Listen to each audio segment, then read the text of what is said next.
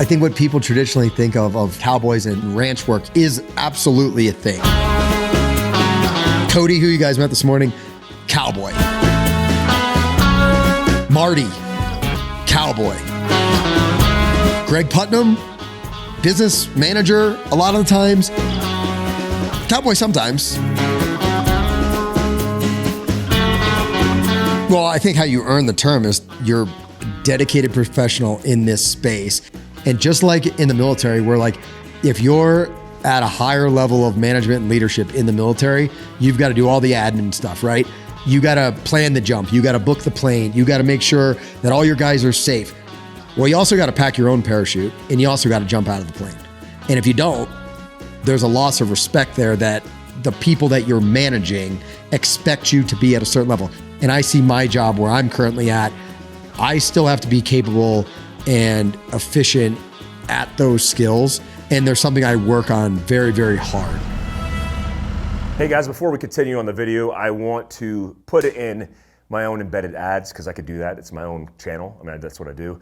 Also, if I did an ad and it was gun related, it would be suppressed, which is one of the reasons I started Patreon, so you guys can get the shoot, move mindset, all the things that we do without the fear of suppression. That costs money to run. Patreon takes their cut. But if you hit the link below, you can check out all the value that we're providing in shoot, move mindset. I appreciate everything that you guys are doing, including following this channel. Make sure you click the link below and follow my Patreon. Thanks, guys. Little Belt Cattle Company is a first generation cattle ranch. Start date 2020. Most of your long-term ranching started from the original people that came over here and established these large tracts of land for ranching and passed down through the generations over time. Some of them late 1800s all the way up till now. There's a lot of pride and tradition in that. We've had people say to us, you know, oh, I don't know why anybody would put established 2020 on their t-shirts. Like, it's not looked at favorably within the industry to be new, but it's something for us that is a point of pride. This industry doesn't have new folks attracted to it, as those multi-generational ranches don't have kids that want to come back and continue it. And those production agriculture acres get sold potentially into smaller kind of ranchettes or recreational type properties that come out of production agriculture. Where is the food system in America going to go?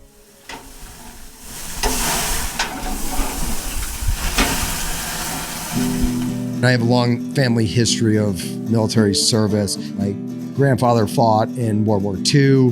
My uncle was a Navy SEAL. My brother was a Special Operations Air Force officer.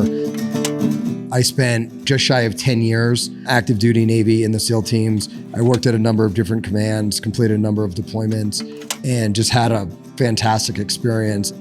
I'd had 3 kids in the process.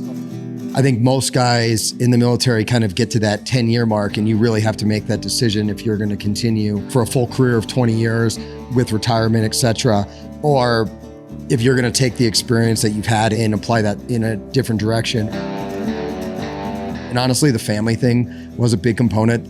My wife and I just took a really hard look at the ages of our kids and what we wanted their life to look like growing up, and we wanted them to grow up here. The next hard decision is, what are you going to do next? I'll be the first to tell you, I did not have it figured out. Some of the experiences that we've been through in the military don't make us a great fit for traditional civilian jobs. And that's okay. And that's a hard realization that I had to make myself in my own brain. I was like, why is it so hard for me to sit in an office all day when all these other people seem to do it just fine? A friend ran and operated a big ranch. So I came up with him, and that particular ranch was doing their branding. And when I started just helping on some of this ranching stuff, and I watched these people that were so dedicated and committed and were pros, I started going up there and just helping them like gather cattle and move cattle and riding again. And the more I did it, the more I wanted to do more of it. For the first time since the SEAL teams, for me, really clicked.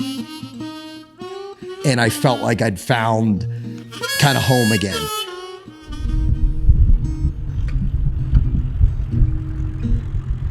I served in the U.S. military for about 10 years. I went to the U.S. Naval Academy, and I served joint tours with Army Special Operations, where I went through Ranger training, served as a Ranger joint with Army units, and became a Navy SEAL eventually, and served as a Navy SEAL officer and team leader. Greg and I were both SEALs, and one of the teams I led, he was my sniper on my SEAL team.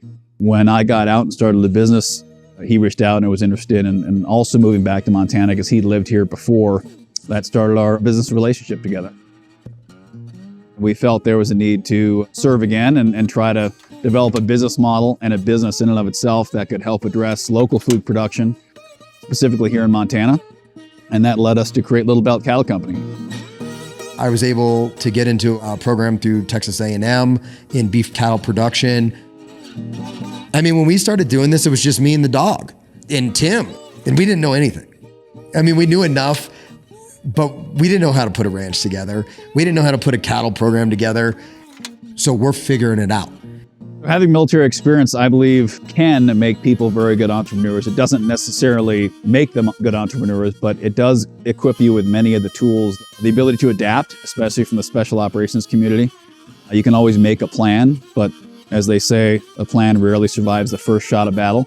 The ability to move with speed and aggression and be agile is very important because as an entrepreneur, oftentimes you'll be competing against more established players. You won't have the capital, you won't have the brand recognition, you won't have the size of team. So really your best advantage is your agility and your speed. And again, coming from the special operations community, that's in our blood.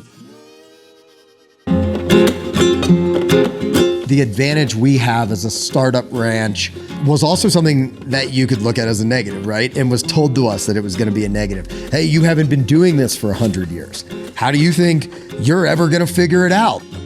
One of the things that's a huge advantage for us is we don't have the "that's just how we do it" attitude.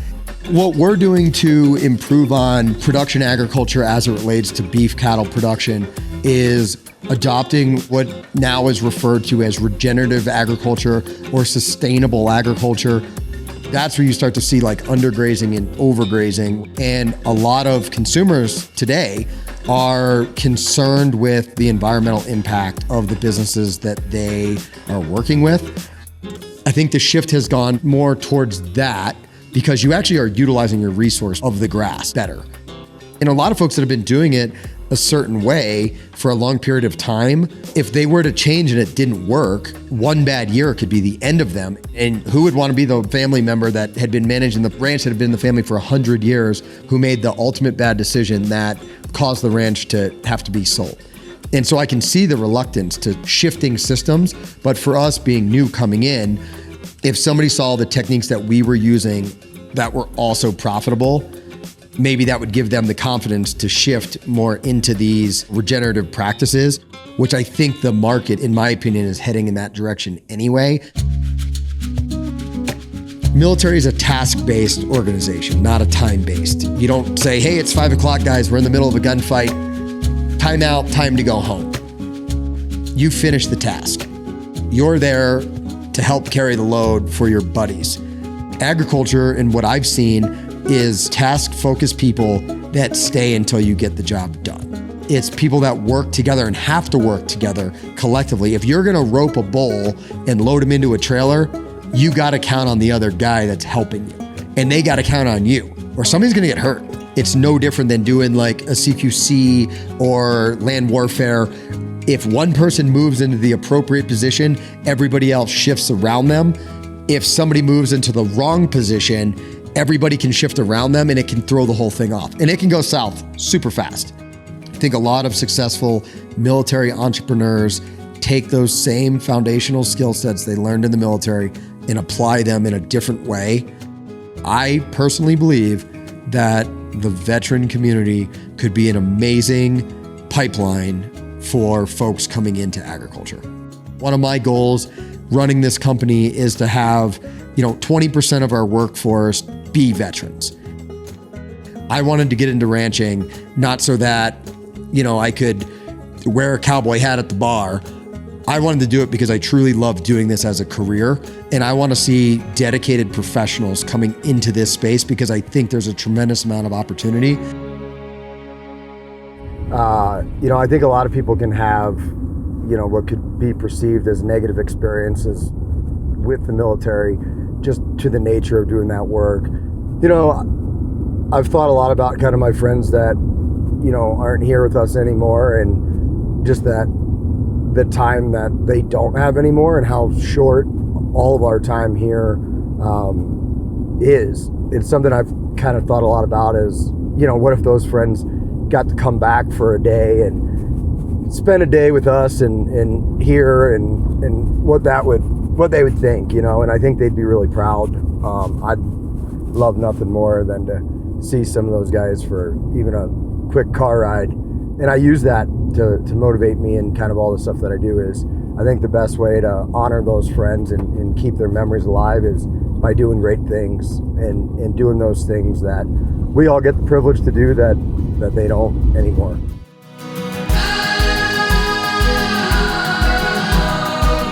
What does it mean to be a cowboy, and what does it mean ultimately to be a rancher?